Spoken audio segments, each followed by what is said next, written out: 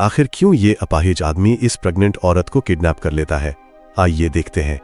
Film की शुरुआत एक कार एक्सीडेंट से होती है जिसमें कुछ लोग घायल हो जाते हैं, जहां इनकी मदद के लिए जल्द ही एम्बुलेंस आ जाती है, जिस एम्बुलेंस में एक एंजल नाम का मेडिकल स्टाफ और उसका दोस्त रिकार्डो होता है।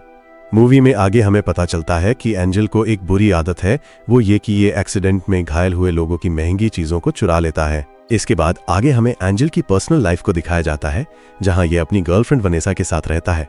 एंजल चाहता है कि उनका भी एक बच्चा हो, लेकिन काफी कोशिश के बाद भी वनेसा प्रेग्नेंट नहीं हो पा रही होती है। एंजल मानता है कि जरूर प्रॉब्लम वनेसा में ही होगी, लेकिन जब ये अपना स्पर्म टेस्ट करवाता है तो इसे पता चलता है कि प्रॉब्लम उसमें ही है, न कि वनेसा में। ये खबर सुनकर एंजल मानसिक रूप से परेशान रहने लगता है। इसी बीच एक दिन फिर से एक एक्सीडेंट का कॉल आता है, तो एंजल और रिकार्डो फौरन मौके पर पहुंच जाते हैं, जहां हॉस्पिटल के रास्ते में अचानक से मरीज की तबीयत ज्यादा खराब हो जाती है, जिससे एंजल काफी घबरा जाता है। एंजल के चिल्लाने की वजह से रिकार्डो का भी ध्यान भटक जाता है। ये मरीज को बचाने के लिए एम्बुलेंस को बहुत तेजी से चलाने लगता है, जिस कारण हड़बड़ाहट में इनकी एम्बुलेंस का एक ट्रक के साथ एक खतरनाक एक्सीडेंट हो जाता है। अब इस हादसे में इसके दोस्त रिकार्डो को तो कुछ नहीं होता है, लेकिन एंजल अपने दोनों पैरों से लकवाग्रस्त हो जाता है, जिस वजह से इसकी नौकरी भी छूट जाती है। वहीं अब घर पर इसकी पूरी देखभाल वनेसा करती है।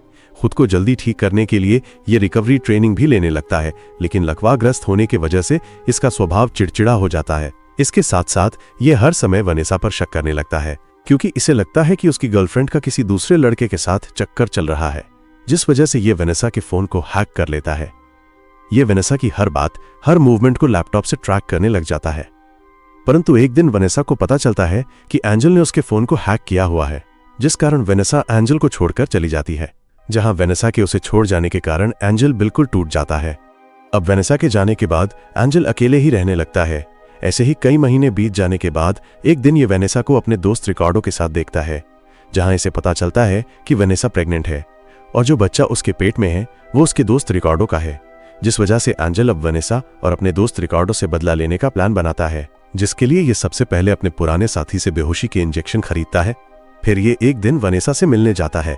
ये इसे कहता है उसके घर पर उसका कुछ सामान रह गया है, जिस सामान को लेने के लिए वनेसा चुपचाप बिना शक किए एंजल के घर आ जाती है। जहां घर पर पहुंचते ही एंजल वनेसा को पीछे से बेहोश कर देता है, जिसके बाद जब वनेसा होश में आती है तो वो खुद को बिस्तर पर बंधा हुआ पाती है। वहीं दूसरी तरफ एंजल वनेसा का फोन लेकर रिकार्डो को एक मैसेज भेज देता है कि वो उससे दूर रहना चाहती है। ऐसा मैसेज भेजकर ये फौरन वनेसा के फोन को नदी में फेंक देता है। अब जब रिकार्डो को कहीं भी वनेसा का पता नहीं चलता तो ये इसे खोजते हुए एंजल के घर आ जाता है, जहां एंजल इसे झूठ बोलता है कि वो तो उससे कई महीनों से नहीं मिला है। अगले दिन जब वनेसा की नींद खुलती है तो ये देखती है कि उसके हाथ पैर खुले हुए हैं, परंतु जैसे ही ये उठने की कोशिश करती है तो ये पाती है कि वो अपने पैरों को महसूस नहीं कर पा रही है। दरअसल एंजल ने इसके पैरों को एक इंजेक्शन से सुन्न कर दिया होता है, ताकि वनेसा को भी पता चले कि आखिर वो अपाहिज होकर कैसा महसूस कर रहा है। उसी रात जब ये दोनों एक साथ खाना खा रहे थे, तभी वनेसा एंजल के सिर पर एक बेर की बोतल से मारकर भागने की कोशिश करती है, जहां वनेसा खुद को बचाने के लिए जोर जोर से चिल्लाने लगती है। अब इससे पहले कि वनेसा घर से निकल पाती, एंजल इसे फिर से बेहोश कर देता है। इसी बीच इनका पड़ोसी वनेसा की चीखें सुनकर एंजल के घर पर आ जाता है, जिसे एंजल घर के अंदर बुलाकर चाकू से मार देता है, जिसके बाद ये अपने पड़ोसी की बॉडी को अपने दोस्त की मदद से ठिकाने लगवा देता है। वहीं पुलिस वनेसा की गुमशुदगी की जांच करती हुई एंजल के घर आ जाती है, लेकिन क्योंकि एंजल एक अपाहिज था इसलिए इन्हें इस पर शक नहीं होता है। इसके बाद ये वनेसा के बैग से रिकार्डो के घर की चाबी निकालकर चुपचाप उसके घर चला जाता है, जहां ये रिकार्डो को बेहोश करके इसे जहर पिला देता है, जिससे रिकार्डो की भी मौत हो जाती है। वहीं दूसरी ओर अब वनेसा भी एंजल की तरह अपाहिज वाली जिंदगी जीना सीख लेती है। कुछ दिन बाद एंजल वनेसा से शादी का प्रस्ताव रखता है, जिसके जवाब में वनेसा इसे बिना कुछ कहे वॉशरूम में चली जाती है, जहां ये चुपके से अपने पास एक नेलकटर को रख लेती है। वहीं जब रात को एंजल दवा लेने जाता है तो ये मौके का फायदा उठाकर खुद को आजाद कर लेती है।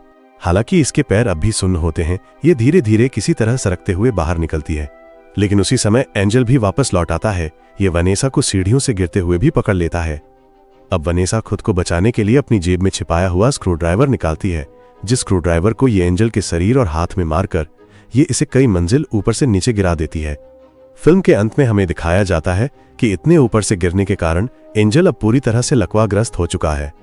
जहां हॉस्पिटल से एंजल को लेने वनेसा आती है, जो एक डरावनी मुस्कान के साथ एंजल को कहती है कि अब मैं तुम्हारी देखभाल करूंगी, ठीक वैसे ही जैसे कि तुमने मेरी की थी।